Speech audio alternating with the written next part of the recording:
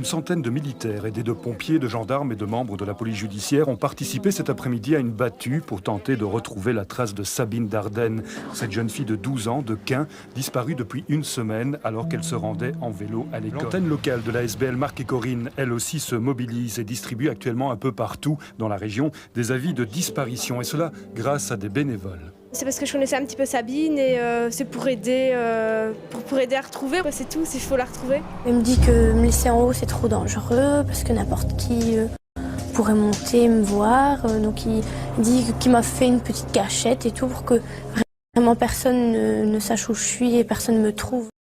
Coucou, vous m'avez manqué. Le 28 mai 1996, Sabine Dardenne, qui a 12 ans, est enlevée par deux hommes alors qu'elle est sur son vélo direction le collège. Sans le savoir, à l'intérieur de la camionnette qui la mène vers son lieu de séquestration, Sabine est en présence de l'un des pires criminels belges, Marc Dutroux, libéré depuis peu pour bonne conduite. L'homme va lui faire vivre un enfer. Bienvenue pour une nouvelle HVF.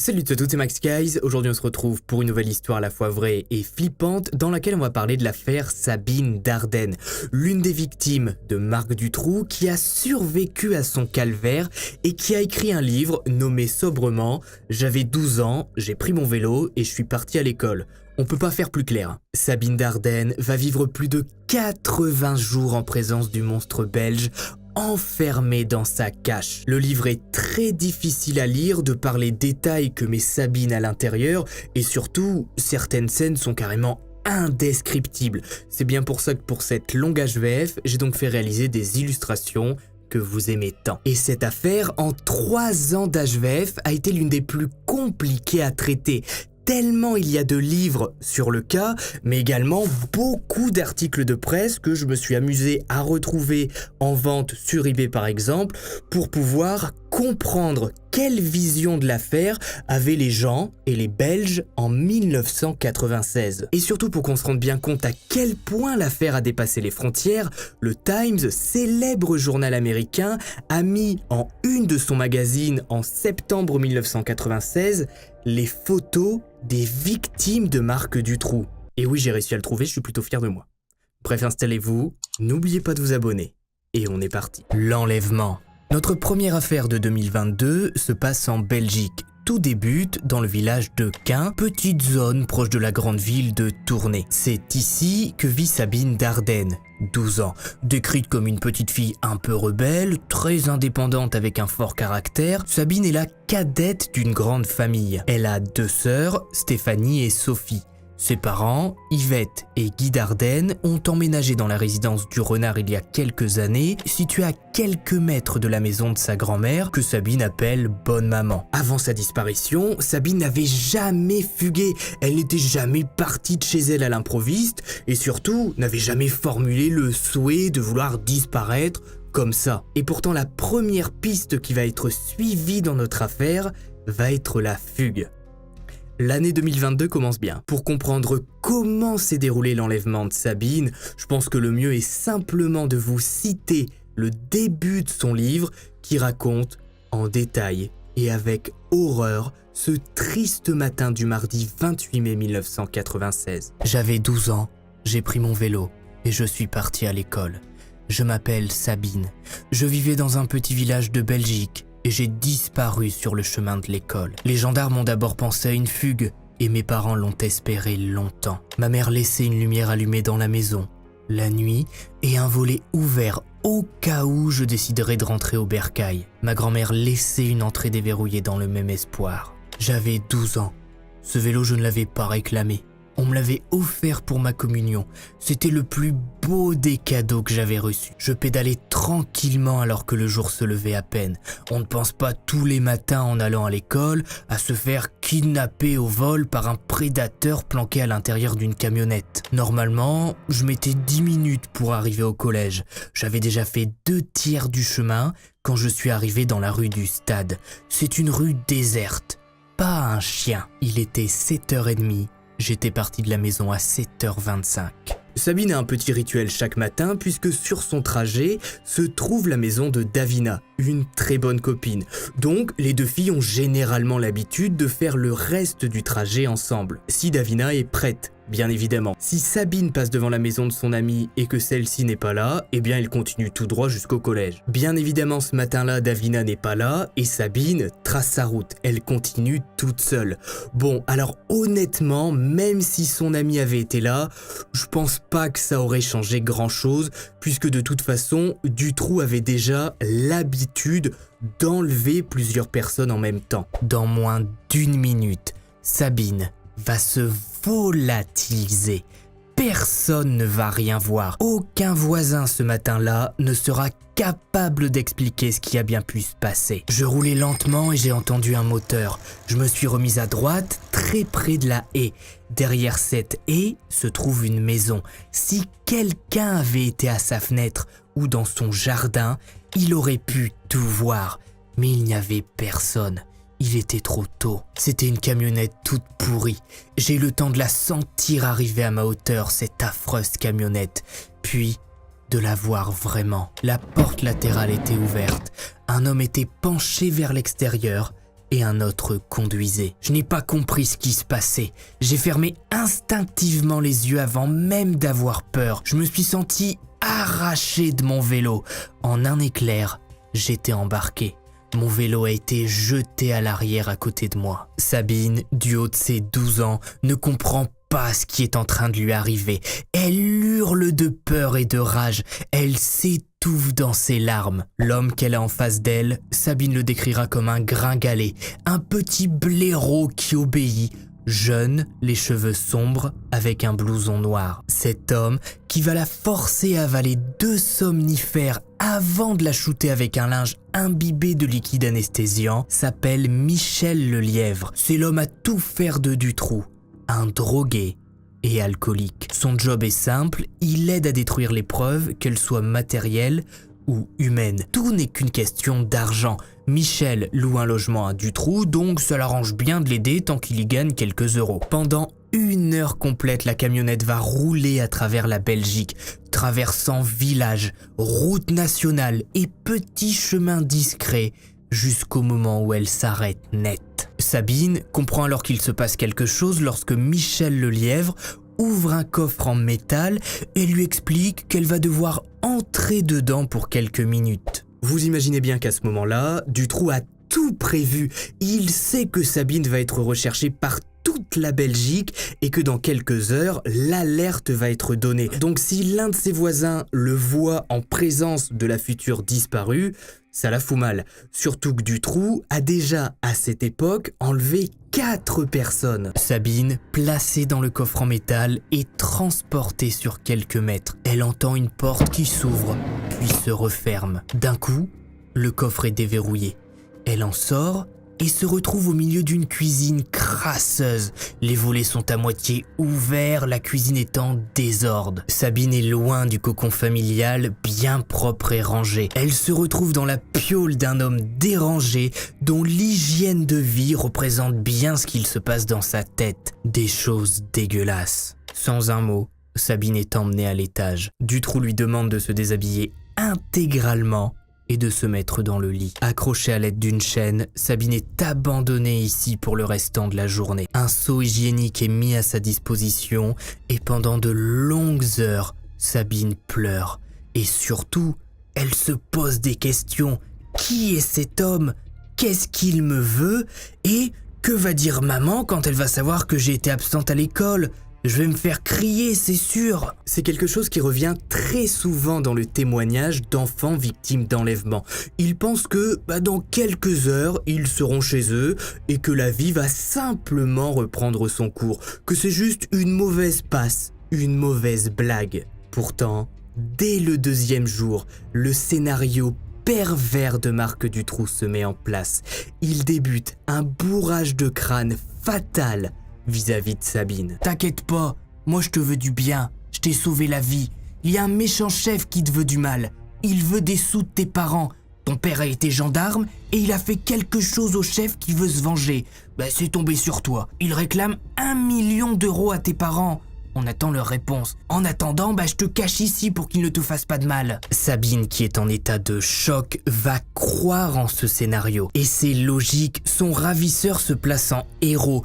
Qui ne voudrait pas y croire, surtout à son âge? Il vaut mieux se sentir protégé par celui qui vient nous enlever, surtout à son âge, plutôt qu'en danger. Le cerveau se met en mode défense et il préfère croire des trucs qui l'arrangent. Et surtout, Sabine y croit également parce que Dutroux sait que son père a été gendarme, donc elle pense que tout ça est vrai. Mais ce dont Sabine ne se souvient pas, c'est qu'au moment de son enlèvement, dans la camionnette, elle a menacé Dutroux et son complice en disant que son père était gendarme. Et tout au long de sa séquestration, Sabine, sans le savoir et à cause de son âge, va donner des informations à Dutroux qu'il va donc utiliser contre sa victime. Laissée seule, Sabine tente de dormir tant bien que mal. Elle ne comprend rien. Enchaînée au lit, sans eau ni nourriture, elle est laissée là des heures et des heures. Le piège se refermait sur moi. La manipulation continuait sans que je ne la soupçonne. L'homme disait que mes parents avaient refusé de payer la rançon. Même la gendarmerie aurait refusé. J'étais donc en danger de mort car le chef avait décidé de me liquider. Il m'a dit « Je vais te cacher. Je dirais que tu es morte, mais tu restes en vie et je vais m'occuper de toi. Seulement, je peux pas te laisser là dans cette pièce. Le chef ne doit pas te voir. Ici, c'est un quartier général. Il peut arriver à tout moment. Et même si tu cherchais à te sauver, on te rattraperait très vite pour te tuer.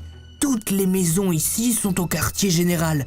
Je vais te montrer une cachette. » À la fin de ce long discours, Sabine est descendue dans ce que les Belges appelleront plus tard la cache, l'antre du monstre. Au bout du 3e jour, Sabine est descendue dans une cave, a priori tout ce qu'il y a de plus classique.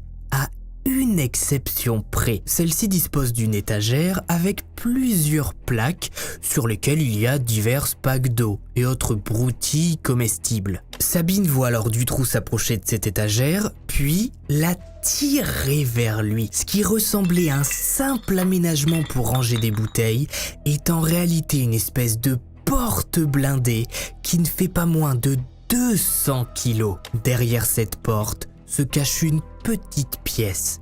Sabine y entre et découvre sur sa gauche la cache. Une pièce minuscule, tout en long, avec des murs jaunes, fermée par une porte grillagée. La petite pièce est aménagée pour y retenir quelqu'un. Lit, seau, petite télé avec une console de jeu. Tout y est. Ce cinglé de Dutroux a pensé à tout. Et pour cause, c'est au fil des victimes que la pièce a été aménagée. Avant Sabine, il y a eu Julie, 8 ans et demi, accompagnée de son amie Mélissa, 9 ans.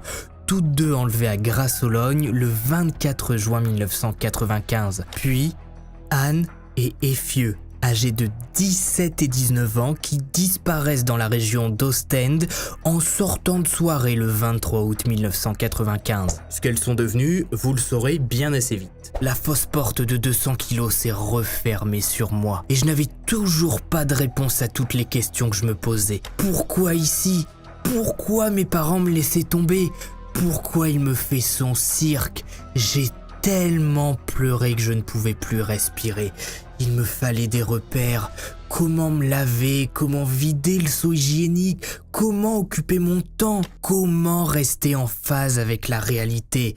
J'avais ma montre et mon cahier d'école, mes devoirs de français, mes livres. J'avais encore l'espoir que mes parents fassent quelque chose, trouvent l'argent puisque c'était la condition. Bien sûr, rapidement, Dutroux va briser les espoirs de liberté de Sabine en lui expliquant que ses parents n'ont pas réussi à trouver l'argent et qu'ils se sont fait une raison. Ils ne la reverront jamais. Mais pire encore, Dutroux va assurer ses arrières en disant à Sabine que si elle entend du bruit dans la cave ou dans la maison, elle ne doit pas se manifester, elle ne doit pas parler tant qu'elle n'entend pas la voix de Dutroux, puisqu'il lui explique que ce sera peut-être le chef ou ses hommes qui viennent la chercher, qui tentent de la trouver dans la maison pour lui faire subir un enfer encore pire que ce qu'elle vit ici, puisque bien sûr, entre le moment où Sabine arrive dans la maison et le moment où elle descend dans la cache, elle a déjà subi ses premières agressions. La vie dans la cage va se transformer rapidement en une routine infernale pour Sabine. Le midi, Dutroux vient la chercher pour manger. Il lui sert généralement des plats surgelés, mal réchauffés qui la dégoûtent. Elle a droit pendant le repas à un verre de lait. Dutroux de son côté se sert des repas chauds qu'il se prépare lui-même, accompagnés d'un verre de coca. Plusieurs fois pendant ces midis que Sabine déteste, des engueulades vont éclater. Et pour cause, Dutroux s'attendait à ce que Sabine soit comme la majorité de ses précédentes victimes, cassée psychologiquement, sans beaucoup de conversation. Sabine est tout le contraire de ça. Elle se pose des questions, se rebelle, demande à avoir accès au téléphone pour appeler ses parents. Elle dit à Dutroux que ses repas sont dégueulasses, qu'elle n'aime pas ce qu'il lui fait subir lorsqu'il la monte dans sa chambre personnelle. En effet, plusieurs fois par semaine, Sabine est forcée de dormir avec lui. Et une fois de plus, le plan est très bien rodé puisqu'elle est enchaînée à la cheville pour être sûre qu'elle ne puisse pas s'enfuir. Et attention, la chaîne est pas reliée à un pied du lit, non, il est relié à la cheville de Dutroux. Donc impossible pour Sabine de se lever en pleine nuit discrètement et de partir par la grande porte. De retour dans la cache après une nuit d'horreur, Sabine tente de s'occuper. Elle explique dans son livre que durant les premières semaines de sa captivité, elle a tenté de résoudre les exercices de maths et de français qu'elle avait à disposition vu que son sac l'avait suivi lors de l'enlèvement. Sabine tient également un calendrier depuis sa disparition. Elle note les jours pour ne pas perdre la notion du temps qui passe, même si fatigué par son calvaire, il va lui arriver de dormir la journée et vivre la nuit. Oui, certains se reconnaîtront dans ce mode de vie qui consiste à vivre la nuit et dormir le jour. La différence, c'est que Sabine, elle est séquestrée, elle passe pas ses nuits sur Internet. Oh ça va, je rigole. Même si le terme vivre n'est pas vraiment approprié vu que dans la cache, il y a absolument rien à faire. Et tout est dégueulasse. À cause de l'humidité ambiante, le pain donné moisit très vite. Donc Sabine, quand elle n'est pas remontée le midi pour manger, doit se contenter de knick-knack, des petits gâteaux très populaires dans les années 80 avec un petit bout de meringue au-dessus. La question de l'hygiène se pose également très vite. Sabine, petite fille de 12 ans, avait l'habitude avant de se laver tous les jours. Eh bien l'hygiène, Dutroux s'en fout complètement. Il n'autorise que très rarement Sabine à laver le peu de vêtements dont elle dispose. Ses sous-vêtements ne sont jamais changés et pour le peu qu'elle ait le droit à un bain, il est agrémenté de tout un rituel pervers. Le seau qui sert de toilette à Sabine est également la plupart du temps laissé à l'abandon. Elle écrit dans son livre « Le pire quand il s'en allait, c'était la présence du seau hygiénique. Une horreur, je ne pouvais pas le vider avant qu'il revienne. Et s'il partait 6 jours, j'avais ça à côté de moi pendant 6 jours. En son absence, le silence était plus que jamais de rigueur au cas où quelqu'un de la bande, le chef lui-même, viendrait dans la maison. Cette consigne de silence a malheureusement fonctionné jusqu'à la fin, tellement j'avais peur, comme celle qui m'avait précédé, j'imagine. Vous êtes peut-être en train de vous dire, bon ok, la consigne du silence a fonctionné, Sabine n'ose pas parler, mais elle va bien tenter à un moment ou un autre de s'enfuir, elle va bien trouver une faille et essayer de partir. Bien sûr que oui, la tentative d'évasion. Bon, je parle de tentative d'évasion, mais le mot est un peu gros vu ce qui va se passer. Mais au moins, Sabine a eu l'honneur d'essayer. Je vous explique. Lors de l'une des nombreuses absences de Dutroux, le courant saute. Sabine se retrouve dans le noir complet, coincé dans la cache. La panique est totale. Plus de lumière, donc plus de ventilateur et plus de chauffage. J'étais là, dans le noir complet, dans ce tombeau. La panique m'a prise. J'ai tout retourné dans ce bazar. J'essayais de visser, dévisser les ampoules. L'interrupteur ne marchait pas. J'allais étouffer sans air. Je suffoquais déjà d'angoisse. Je me suis mise à hurler. Heureusement, le courant est revenu assez vite. J'en avais marre de ce trou à rats. Je me suis dit, je me casse. Sabine s'approche de la porte grillagée qui ferme la cache et se rend compte que celle-ci est ouverte. Il n'est pas précisé dans le livre de Sabine comment était en réalité fermée cette porte en temps normal, mais je suppose qu'il devait y avoir un cadenas. En tout cas, ça me paraît être le moyen le plus logique. Je suis pas séquestrateur professionnel. S'il y en a parmi vous, n'hésitez pas à mettre un petit commentaire. Tout ça pour dire que Sabine ouvre cette foutue porte grillagée et se retrouve dans la petite pièce qui fait le lien entre la cache et la porte blindée. Cette porte, elle ne va pas tenter de l'ouvrir tout de suite, mais elle va fouiller un petit peu les cartons qu'elle a devant elle pour en apprendre un peu plus sur son ravisseur. Dans l'un de ces cartons, et plus précisément dans un carnet, Sabine va découvrir des photos représentant une fille, allongée sur un lit, sans vêtements. Au bout de quelques secondes, elle comprend que cette fille, aux yeux gonflés par les larmes, c'est elle lors de ses premiers jours de captivité. Ces photos, Sabine ne va pas les déchirer par peur des représailles, mais elle va les cacher dans le tas de cartons qu'elle a devant elle. Se plaçant contre la porte blindée, Sabine va y coller son dos pour pousser le plus fort possible et tenter d'actionner le mécanisme sur rail permettant d'ouvrir la cache. Mais rien n'y fait. Avec ses 33 kilos, Sabine réussit à peine à pousser de quelques petits centimètres l'immense bloc de béton qui la tient prisonnière. Pourtant, elle ne perd pas espoir. Sabine retourne dans la cache, boit un coup d'eau et se remet en place, dos collé. Elle pousse de toutes ses forces quand tout d'un coup, un immense bruit sourd résonne de l'autre côté, comme un bout de métal qui semble chuter. Sabine pousse encore et encore. Elle sent que la porte semble bouger et que le mécanisme est faible, ou en tout cas moins résistant que prévu. En réalité, le système vient de se verrouiller à cause d'un bout de métal qui s'est détaché pendant que Sabine tentait de forcer le mécanisme. Impossible de passer entre les quelques centimètres d'ouverture malgré son petit gabarit, ni de refermer la porte. Sabine est coincée et la terreur monte d'un cran. Comment va réagir Dutroux lorsqu'il va découvrir ce bordel, lorsqu'il va découvrir que sa prisonnière, qui l'appelle depuis peu sa nouvelle femme, a tenté de s'échapper et qu'elle a même failli réussir? Quelques heures plus tard, le monstre belge est de retour. Sabine, de peur d'être battue pour sa tentative d'évasion, se cache sous sa couverture. Au moment où le mécanisme de la porte s'active, Dutroux se met à hurler. « T'es vraiment inconsciente? Et si le chef était venu? Et s'il avait vu que c'était ouvert? Si t'étais sorti de la maison, il t'aurait tué. Il n'en a rien à foutre de tuer les gens. Et il t'aurait fait des trucs que tu n'imagines même pas. » Jusqu'au bout, il va mettre dans le crâne de Sabine l'idée d'un chef qui la recherche pour lui faire du mal. Et ce nouveau discours va fonctionner. Plus jamais Sabine n'essaiera de s'enfuir. Après tout, si elle arrive à sortir dehors, elle se retrouve, soi-disant, au beau milieu d'un quartier général, géré par le chef qui la recherche. Mais pour se rendre compte à quel point le lavage de cerveau a fonctionné, il suffit de lire les lettres écrites par Sabine pour ses parents, puisque Dutroux l'avait autorisé à écrire des lettres en lui disant qu'il allait poster justement ses papiers pour qu'elle puisse garder contact avec ses parents. Certaines de ces lettres ont été retrouvées et Sabine les a publiées dans son livre. J'ai demandé au monsieur qui me garde pour vous écrire parce que votre anniversaire à toi, maman, et à toi, Sophie, et à toi aussi, Sam, approche à grands pas.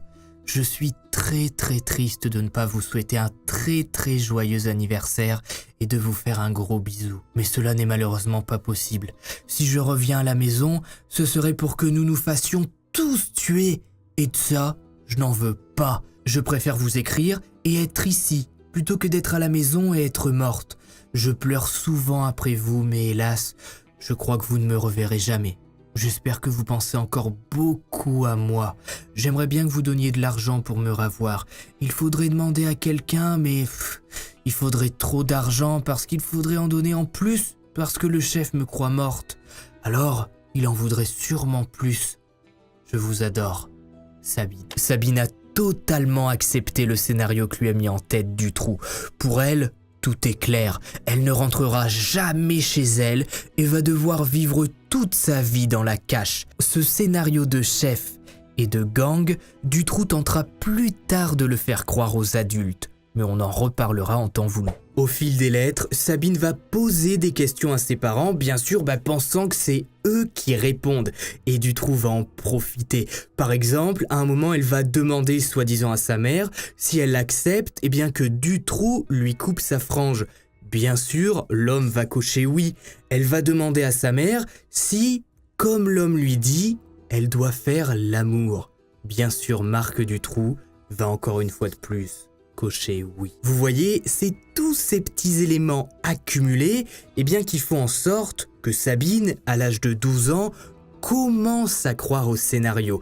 Même si lorsqu'elle reçoit soi-disant les lettres de réponse de ses parents, elle se doute bien qu'il y a un petit souci parce que c'est pas vraiment bien écrit français, il y a pas mal de fautes d'orthographe et elle ne reconnaît pas du tout la belle écriture de sa mère. Ce à quoi Dutroux répondra que en fait non, depuis quelque temps il poste plus les lettres, il appelle ses parents et il demande leur réponse au téléphone puis il les note. Le type a réponse à tout ce petit enfoiré. Se sentant de plus en plus seule, abandonnée et torturée par la situation, Sabine va faire une demande à Dutroux. « Monsieur, je veux une copine, quelqu'un pour me tenir compagnie. » Cette demande, qui peut paraître complètement dingue, marque pourtant un point central dans notre affaire. Cette simple demande est en réalité la clé qui va permettre à Sabine Dardenne de sortir de cette cache. Une nouvelle amie. Le jeudi 8 août 1996, Sabine écrit sa dernière lettre dans la cache. Ces pages sont en réalité un long plaidoyer pour sa cause. Sabine tente de prouver à sa famille qu'elle les a toujours aimés. Elle raconte les massages qu'elle faisait à sa mère, les bouteilles qu'elle allait chercher à la cave, l'aide qu'elle donnait pour étendre le linge ou rentrer le panier du chien quand il se mettait à pleuvoir. Pourquoi ferais-je tout ça si je ne vous aimais pas ? Peut-être que vous vous êtes fait une raison et que vous n'allez plus me revoir, mais moi, vous y avez pensé à moi ? Je sais que je n'ai pas toujours été gentille, j'ai été égoïste et méchante, mais après tout, savez-vous me dire pourquoi je suis ici ? Je n'ai rien fait à ce chef. Désolé de vous parler ainsi, mais il faut absolument que vous me sortiez d'ici. Après cette lettre, tout va s'enchaîner et Sabine va découvrir l'ampleur du mensonge auquel elle croit depuis plusieurs semaines. Bonjour le traumatisme. Le 8 août, Dutroux déclare à Sabine « Je vais te ramener une copine ». Il part en pleine journée, puis revient le soir bredouille. Le 9, il part de nouveau et revient le 10, d'après le calendrier que tient Sabine. Ce samedi 10 août 1996, Dutroux descend dans la cache et déclare « Ta copine est là !» Sabine explose de joie. Elle s'habille en vitesse, tente de coiffer du mieux qu'elle peut ses cheveux qui n'ont plus été lavés depuis quelque temps et grimpe 2 par 2 les escaliers qui la mènent au rez-de-chaussée. Elle suit alors Dutroux qui l'emmène dans l'une des chambres de la maison. Sabine raconte « J'ai vu enfin une autre fille, attachée au lit, visiblement nue, comme moi sous un drap. Une impression de déjà-vu. J'étais bizarrement contente et gênée à la fois. Sur le coup, je ne savais pas d'où elle venait. Je n'avais déjà pas réalisé moi-même que j'avais été kidnappée et non sauvée. Donc, il n'avait pas arraché cette fille à sa famille. J'imaginais qu'il était allé voir quelqu'un qu'il connaissait en disant qu'il cherchait une copine pour une gamine qui s'ennuyait d'être seule. Puis l'image a pris une réalité sous mes yeux. Le lit, la chaîne, ça m'a traversé brutalement le cerveau. Mais qu'est-ce que j'ai demandé là ? Qu'est-ce que j'ai fait ? 3 jours vont passer sans que Sabine ne puisse réellement communiquer avec sa nouvelle amie qui a avalé la dose de somnifère lors de son enlèvement. Le lundi 12 août, les 2 filles se retrouvent seules dans la cache. Sabine a reçu pour mission de bien mettre en garde sa nouvelle amie contre l'organisation et le chef qui les recherche. Sabine doit expliquer qu'elles sont ici en sécurité et que leurs parents ne les cherchent plus. Oui bon ok, sauf que lorsque sa nouvelle amie débarque, eh bien Sabine a disparu depuis un peu plus de 2 mois. Enfin environ quoi bien sûr. Et elle ne se doute pas une seule seconde que toute la Belgique est à sa recherche, que son visage est placardé partout et qu'une équipe d'enquêteurs a même été formée juste pour les cas de disparition de petites filles en Belgique. Une discussion absolument lunaire entre les 2 filles va suivre. Je m'appelle Sabine Dardenne. Mais je t'ai déjà vu. Moi en tout cas je t'ai jamais vu. D'où tu viens? J'habite à Bertrix, dans le fin fond de la Belgique. Et moi je suis à l'autre bout, à Tournai. On se connaît pas. Mais si, je t'ai vu. Il y a des affiches partout en Belgique. Tes parents te cherchent comme des fous. Ouais ben ils me cherchent pas beaucoup hein. Si, mais si, ils te cherchent. C'est bien toi, Sabine. Tes parents te recherchent. Après 2 mois d'enfermement et de bourrage de crâne, malgré l'insistance de sa nouvelle amie, Sabine n'y croit pas. Elle ne veut pas y croire. Mais non, ses parents ne la cherchent pas puisqu'elle communique avec eux par lettre et qu'ils n'ont pas les sous pour payer la rançon du chef qui veut la tuer. Jusqu'au bout, Sabine va croire en ce scénario du chef, même lorsque son amie va raconter son enlèvement et ce qu'on lui a dit. D'ailleurs, qui est cette nouvelle fille? La nouvelle victime de Marc Dutroux se nomme Laetitia Delez. Elle a 14 ans au moment de son enlèvement qui se déroule le 9 août 1996 alors qu'elle rentre à pied de la piscine. Le mode opératoire est toujours le même. Alors que Laetitia marche sur le trottoir pour rentrer chez elle, une camionnette s'arrête à sa hauteur pour lui demander ce qu'il se passe à Bertrix. Car ce jour-là, le village est bruyant et il y a pas mal de voitures garées un peu partout. Laetitia explique alors qu'il y a ce que les Belges appellent les 24 heures de mobilette, une course traversant la ville. Alors qu'elle reprend son chemin, Laetitia se sent d'un seul coup soulevée et projetée à l'intérieur de la camionnette. Le complice de Dutroux, Michel Lelièvre, vient de l'embarquer. Le piège se referme. Droguée au somnifère, Laetitia reprendra conscience 3 jours plus tard, à l'intérieur de la cache. Le scénario que Dutroux va tenter de mettre dans la tête de Laetitia est le même que celui utilisé sur Sabine. Un chef lui veut du mal, elle est au milieu d'un quartier général et ne peut pas s'enfuir. Bon, sauf que Laetitia est un peu plus âgée que Sabine et elle sait bien que Sabine Dardenne, justement, est recherchée par toute la Belgique et qu'elle n'est pas pourchassée par un monstre.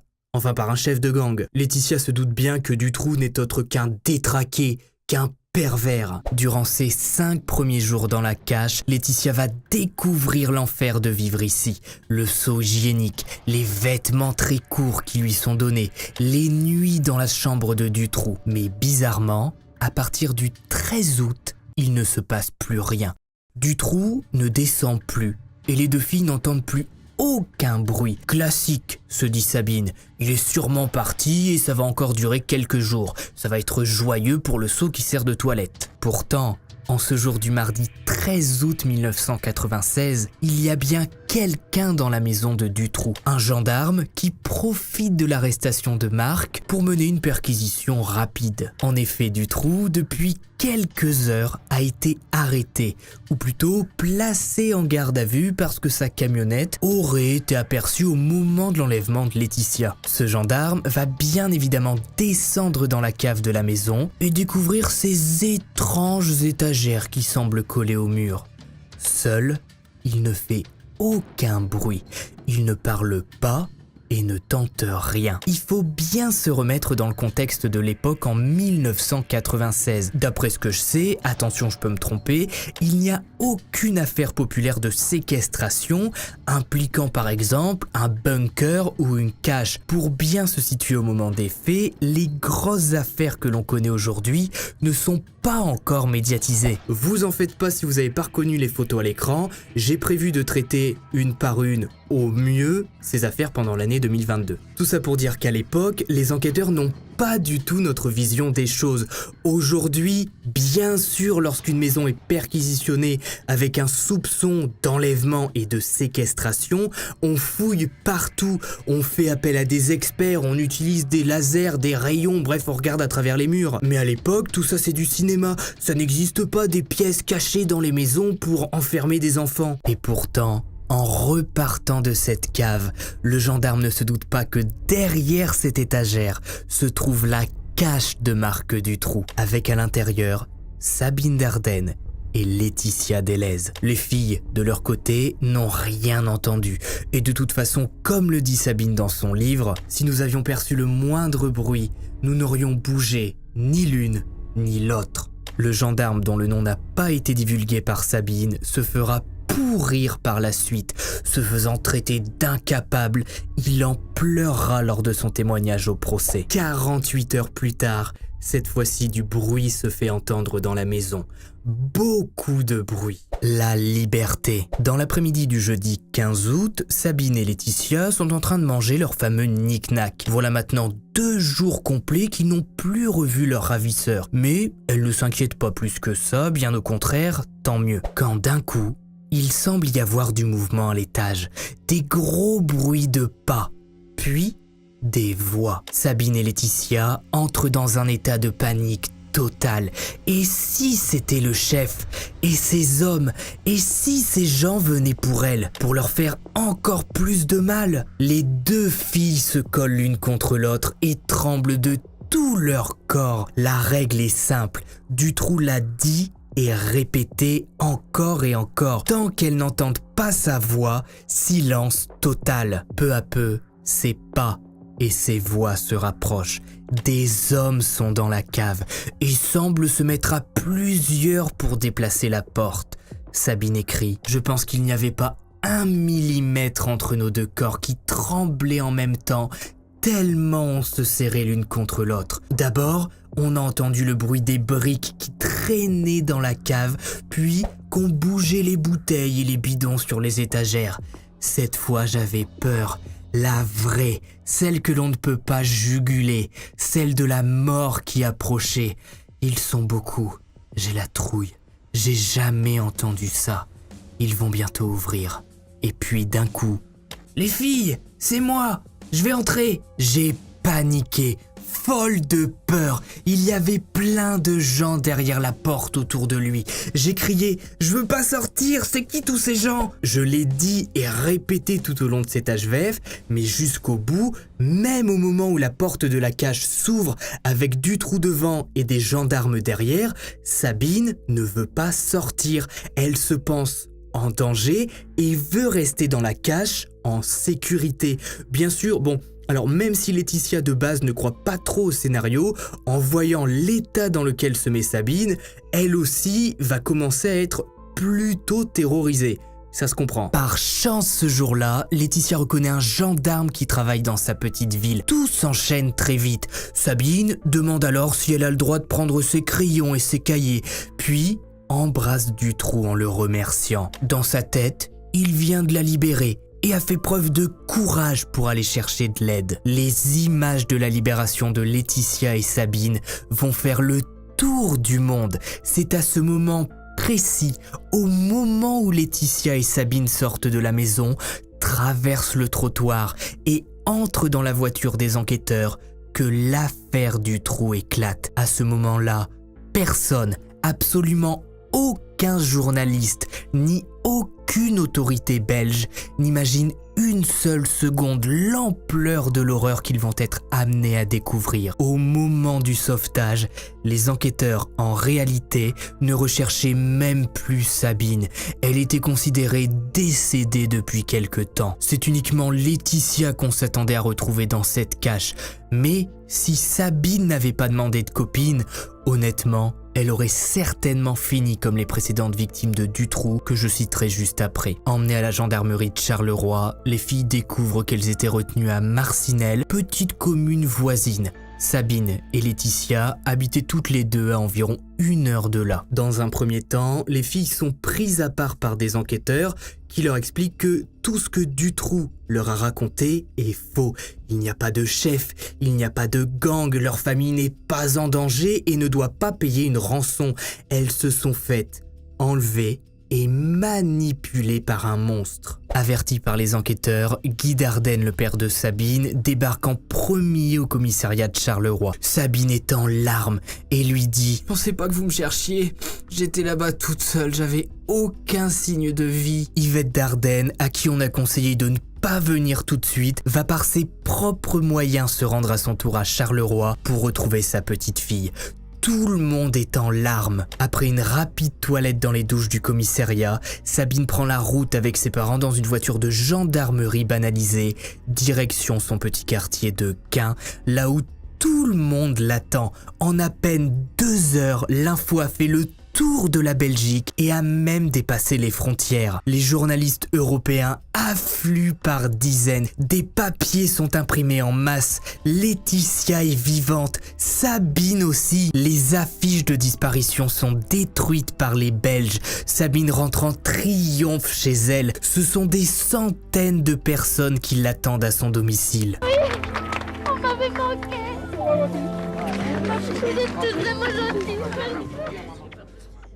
Sabine, dans son livre, raconte comment elle a vécu son arrivée dans son quartier. « J'ignorais que tous ces gens savaient que j'avais disparu, qu'ils m'avaient cherché sans relâche, avaient organisé des battues, sondé le fleuve, que des gendarmes avaient survolé la région en hélicoptère. Une cellule spéciale était chargée des enquêtes sur les disparitions d'enfants en Belgique. Julie et Mélissa, 8 ans, Anne et Effieux, 17 et 19 ans. Ils m'avaient cherché, tous, et j'étais vivante. » Pendant que Sabine redécouvre peu à peu la vie d'une petite fille de son âge, l'enquête ne s'arrête pas. Si Dutroux a été capable d'enlever Sabine et Laetitia, a-t-il été capable de faire d'autres victimes? Malheureusement, la réponse va vite apparaître. On verra après comment Sabine a vécu sa liberté, comment elle a réussi à se remettre de tout ça, mais en attendant, parlons des autres victimes de Dutroux. J'ai pas acheté Paris Match pour rien. Les précédentes victimes. En réalité, ce 13 août 1996, Dutroux n'a pas été le seul à être arrêté. Soupçonné de complicité, sa femme Michèle Martin et Michel Lelièvre sont également placés en garde à vue. Petite information, le couple a 3 enfants. Frédéric, 12 ans au moment des faits, Andy, qui avait 2 ans, et Céline, née l'année de l'arrestation de ses parents. Et là vous dites sûrement, mais attends Max Guys, ton HVF est génial, j'adore, j'ai mis un pouce bleu, je me suis abonné. J'espère. Mais comment Sabine et Laetitia ont-elles fait pour ne pas entendre la femme de Dutroux et leurs enfants? Eh bien c'est très simple. Dutroux au moment des faits a plusieurs propriétés, donc il ne vivait pas en famille dans la maison de Marcinelle, là où il y avait sa cache. L'habitation était vraiment dédiée à ça. C'était son antre de l'horreur à lui, son monde pervers dès qu'il entrait dans son taudis rempli de chênes et de somnifères. Alice a son pays des merveilles, Peter Pan a son monde imaginaire et Dutroux a sa maison à Marcinelle. Un petit peu glauque celle-là. D'ailleurs, le couple Dutroux n'est pas inconnu des services de police belges, bien au contraire. Et c'est pour ça qu'aujourd'hui encore, beaucoup pensent que le nombre de victimes qu'a pu faire Marc est bien plus élevé que ce qui va être découvert. Le 4 février 1986, Dutroux et sa femme sont emprisonnés pour des faits de séquestration, d'enlèvement et d'agression sur mineurs de moins de 16 ans. Dutroux reçoit alors une peine de 13 ans et demi de prison. Michel prend 5 ans. Après 6 années de prison, Marc bénéficie d'une libération conditionnelle en avril 1992. 7 mois plus tard, il aborde une jeune fille à la patinoire de Charleroi et en est viré. Le 24 juin 1995, Julie et Mélissa, 8 ans, disparaissent sous un pont à Grasse-Ologne alors qu'elles sont en train de se balader après avoir répété toute l'après-midi un spectacle qu'elles doivent présenter pour la fin d'année. Pendant 9 mois, plus de 250 jours, Julie et Mélissa vont vivre dans la cache. Au vu de ce qu'a vécu Sabine pendant 80 jours, ces plus de 250 journées dans la cache ont dû être un véritable enfer qui s'est terminé de la pire des manières par la privation de nourriture et d'eau, puisque Dutroux retourne en prison le 6 décembre 1995 pour une histoire de vol de véhicule. Pendant ce temps, Julie et Mélissa ont à leur disposition des packs d'eau et des gâteaux secs. Pendant la détention de Dutroux, c'est sa femme, Michel, qui est chargée de nourrir les filles. Vous le savez déjà, mais vous ne voulez pas l'entendre, eh bien, Michel Martin ne va pas aller dans la cache. Elle ne va pas aller donner de la nourriture à Julie et Mélissa. Elle va les laisser là, seules, enfermées entre quatre murs, dépérir. À sa sortie de prison en mars 1996, Julie et Mélissa sont mortes de faim. Le 17 août de la même année, les deux corps sont retrouvés enfouis dans le jardin de la résidence principale de Dutroux, là où il vivait avec sa femme et ses enfants, à Sars-la-Bouissière. Le corps d'un certain Bernard Weinstein sera également retrouvé sur la propriété. Considéré comme un complice de Dutroux dans des affaires de vol, Bernard aurait été un témoin gênant pour Dutroux, qui aurait finalement décidé de le faire taire par précaution, celui-ci étant au courant des enlèvements perpétrés par Dutroux. Le 3 septembre 1996, Dutroux craque de nouveau et avoue. Oui, il a enlevé Anne et Effieux. Oui, il sait où elles sont, 63 rue d'Aubresse, à Charleroi. Les enquêteurs s'y déplacent et y découvrent une habitation délabrée, dont le propriétaire n'est autre que Dutroux, qui louait les lieux à Bernard Weinstein, le complice retrouvé mort. Eh bien, c'est sur cette propriété qu'Anne et Effieux seront retrouvées à quasiment 3 mètres de profondeur. L'autopsie révélera qu'elles ont certainement été placées, droguées dans la terre et qu'elles sont mortes asphyxiées sous terre. Jusqu'au bout, leurs parents ont gardé espoir de retrouver leur fille en vie, quelque part dans une cache. Dans notre affaire, il y a donc 4 victimes décédées. Julie et Mélissa, puis Anne et Effieux.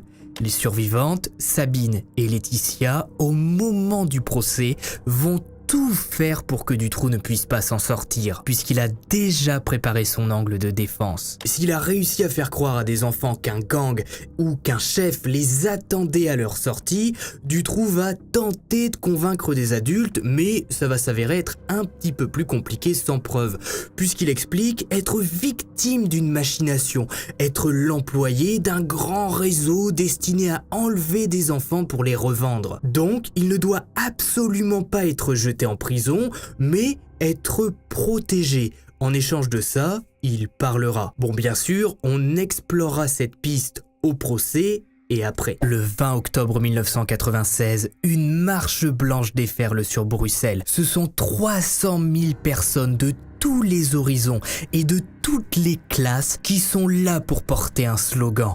Plus jamais ça. La marche est un véritable tsunami sur le système belge, une vague qui emporte tout sur son passage. Les citoyens parlent et surtout critiquent. Ils critiquent l'enquête menée par les autorités qui a prouvé que Marc aurait pu être arrêté depuis plusieurs années. Des perquisitions avaient déjà eu lieu officiellement et officieusement, mais à chaque fois ça n'avait rien donné. Les services de gendarmerie et de police se battaient pour résoudre l'affaire, donc ne se disaient rien. La gendarmerie nationale belge sera d'ailleurs supprimée et fusionnée avec la police pour éviter les rivalités. Pour vous donner un exemple concret, le 7 juillet 1995, 3 semaines après la disparition de Julie et Mélissa, les gendarmes de Charleroi envoient un fax à leurs collègues de Liège, zone où ont disparu Julie et Mélissa, indiquant qu'ils ont sur leur liste un certain Marc Dutroux, soupçonné d'aménager des caches pour y séquestrer des jeunes filles selon des témoignages. Il est ajouté sur le fax qu'il est déjà connu des services. Eh bien, les services de Liège ne donneront pas suite, voulant faire leur enquête eux-mêmes. Le 13 décembre 1996, une perquisition est menée à Marcinelle, là où il y a la cache. À ce moment-là, Dutroux est en prison.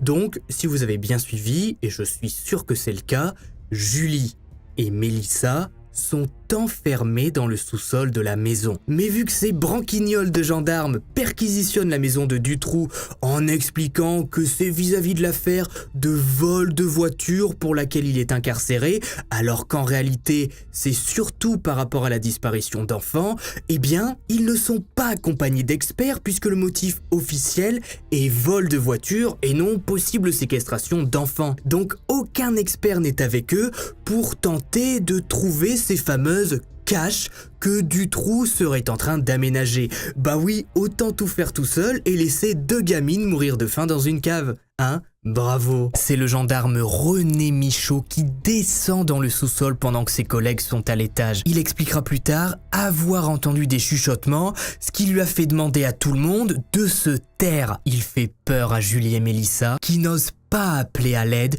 de peur que derrière la porte blindée se cache le méchant chef qui les recherche, comme leur a expliqué Dutroux. Les gendarmes reviendront le 19 mai 1995 à Marcinelle, toujours sans aucun expert pour tenter de résoudre eux-mêmes l'affaire et d'avoir les foutus honneurs. Julie et Mélissa, de par leur incompétence, mourront de faim. Aurait-il dû être jugé pour incompétence et homicide involontaire ? Bien sûr que oui.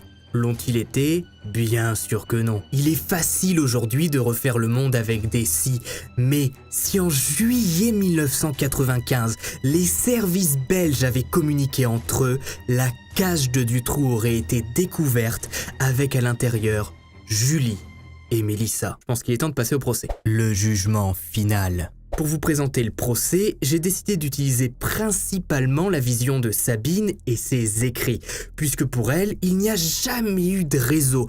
Tout ça, Dutroux l'a inventé pour tenter de s'en sortir. Elle, quand elle était dans la cage, n'a vu que Dutroux.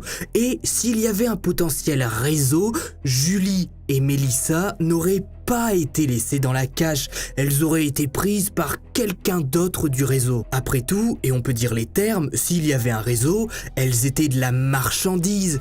Et on ne gâche pas de la marchandise qui vaut potentiellement plusieurs milliers d'euros.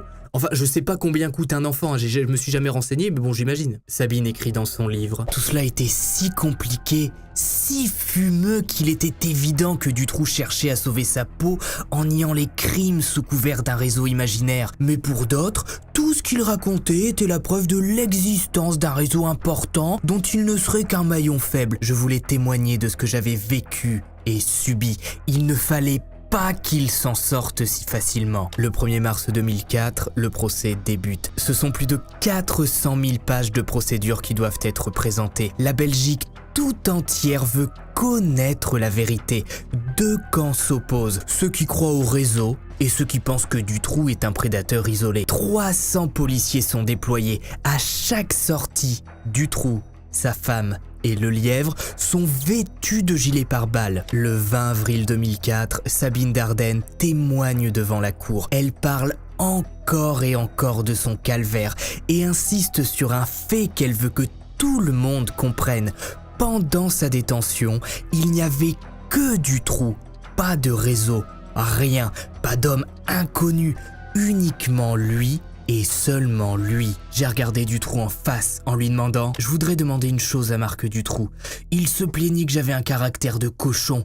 Je voudrais savoir pourquoi il ne m'a pas liquidé. » Ce à quoi Dutroux répond « Mais il n'a jamais été question pour moi de la liquider. On lui a mis ça dans la tête après sa sortie de la cache. » Après cette phrase, Sabine est autorisée à sortir de la salle d'audience. Mais tout d'un coup, elle sent une présence, un regard qui la fixe. Michel Martin, la femme de Dutroux, se lève et déclare « Mademoiselle Dardenne, je voudrais vous demander pardon. Vous qui saviez où j'étais, avec qui j'étais et ce que je subissais, ça me fait mal au cœur de la part d'une mère de famille. Votre pardon, je ne l'accepte pas. Je ne pardonne pas. » Le 17 juin 2004, Marc Dutroux est condamné à une peine de prison à vie. Michel Martin, sa femme, qui était au courant de tout, prend 30 ans pour complicité. Michel Lelièvre, le larbin de Dutroux, est condamné à 25 ans. La thèse du réseau est définitivement écartée. Pour la justice, Dutroux était seul. Et pourtant, il en reste des choses à dire. Tout ce que je n'ai pas dit. Vous vous en doutez, il est impossible de présenter l'affaire Dutroux en se basant uniquement sur le témoignage de Sabine, tellement il y a de choses à dire. Et c'est pour ça que lors de cet HVF, j'ai volontairement zappé certains éléments que je vais vous présenter maintenant. Donc les experts qui m'ont fait des remarques avant de terminer l'HVF, vous pouvez l'enlever. Jean-Marc Connerotte, le juge d'instruction qui a mené d'une main de fer l'enquête malgré les rivalités entre les services et qui a été érigé au rang de héros à la libération de Sabine et Laetitia, a été dessaisi du dossier après un dîner avec les familles des victimes. Cette attitude a été jugée partiale par les autorités belges. Jean-Marc Connerotte avait pourtant fait prendre un virage important à l'enquête. Il croyait en la thèse du réseau et avait mis en place une ligne verte pour que chacun puisse parler anonymement. À son désistement, de grosses manifestations auront lieu et la Belgique connaîtra un véritable climat insurrectionnel au point que même les services publics et les pompiers vont se joindre aux citoyens. Les manifestations seront calmées par les familles des victimes, organisant quelques jours plus tard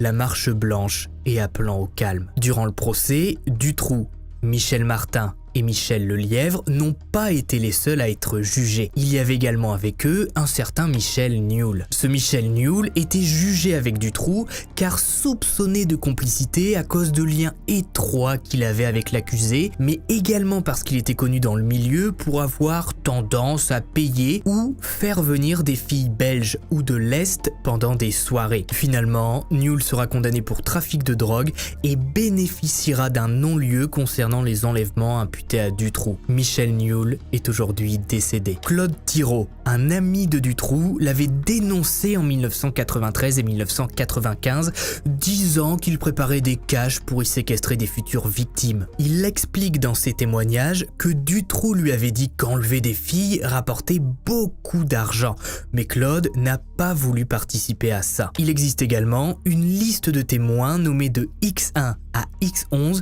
qui racontent avoir été témoins de sacrifices dans des hauts lieux de la société belge. Certaines retranscriptions sont aujourd'hui disponibles sur internet, je vous en mettrai quelques extraits sur mon Twitter. Attention, la lecture est vachement crue. Vous l'aurez compris, l'affaire Dutroux ne s'arrête pas à la libération de Sabine et Laetitia. Aujourd'hui, deux camps s'opposent toujours, ceux qui croient au réseau et ceux qui n'y croient pas. Est-ce que Dutroux faisait bien partie d'un réseau? Est-ce que cette affaire cache en réalité la plus grosse partie de l'iceberg? Si l'enquête avait été mieux menée et que si le premier juge d'instruction avait été laissé en place, peut-être qu'on aurait découvert une autre partie de l'iceberg. Sabine Dardenne, après sa libération, a tout fait pour avoir une enfance et une adolescence normale. Elle raconte avoir réussi à avoir un petit ami malgré le traumatisme subi, mais sa famille n'a pas survécu à l'horreur des faits. Sabine, à l'adolescence, a coupé les ponts avec ses parents qui n'ont jamais réussi à renouer une relation stable avec leur fille. Aujourd'hui, Yvette et Guy sont tous les deux décédés. De son côté, Laetitia, elle aussi, réussit à s'en sortir et a aujourd'hui une famille. Michel Martin est libre depuis 2012 pour complicité. Elle aura donc purgé, après le procès qui l'a condamnée à 30 ans de prison, 8 ans de détention avant de bénéficier d'une liberté conditionnelle. Michel Lelièvre, de son côté, a été libéré en décembre 2019. Marc Dutroux, même s'il est actuellement éligible à une libération sous condition, n'a pas réussi les différents tests psychologiques pour obtenir le droit de sortir. Et encore heureux, de toute façon, je fais confiance aux Belges si un jour Dutroux est libéré. Même après cette longue HVF, je pourrais continuer encore longtemps de vous parler de cette affaire, puisque les parents d'Anne, Effieux, Julie et Mélissa ont témoigné dans des livres. Certains ont même écrit leurs propres ouvrages en témoignant, en faisant leur propre enquête, et d'autres ont participé justement à des livres qui ont pour but de résumer au mieux l'affaire. C'est pour ça que dans le courant de l'année 2022, je compte vous faire une HVF basée uniquement sur l'enquête, sur Dutroux et sur les dessous de l'affaire. Et croyez-moi, après avoir commencé à bouquiner, Il y a pas mal de choses à dire, puisque là vous l'avez vu, cet HVF était vraiment basé sur les victimes survivantes de Dutroux. Mais avant leur libération, il y a eu de très grosses enquêtes. Mais pour le moment, c'est ainsi que se termine l'affaire Sabine Dardenne. Si vous avez regardé cet HVF jusqu'au bout, mettez espoir en commentaire, je pense que ça va faire un petit peu de bien.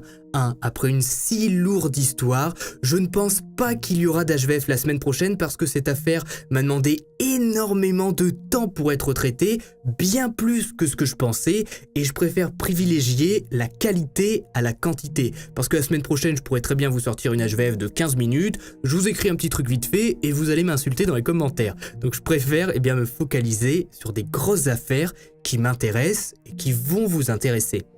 Enfin, j'espère. C'était Max Guys, n'oubliez pas le pouce bleu, de vous abonner, de venir sur Twitter et Instagram. J'y parle régulièrement des HVF, je publie des news, etc. On se revoit, du coup, peut-être pas la semaine prochaine, mais la semaine d'après, donc le 4 février, je pense. Et puis, bye! Ah ça m'avait manqué.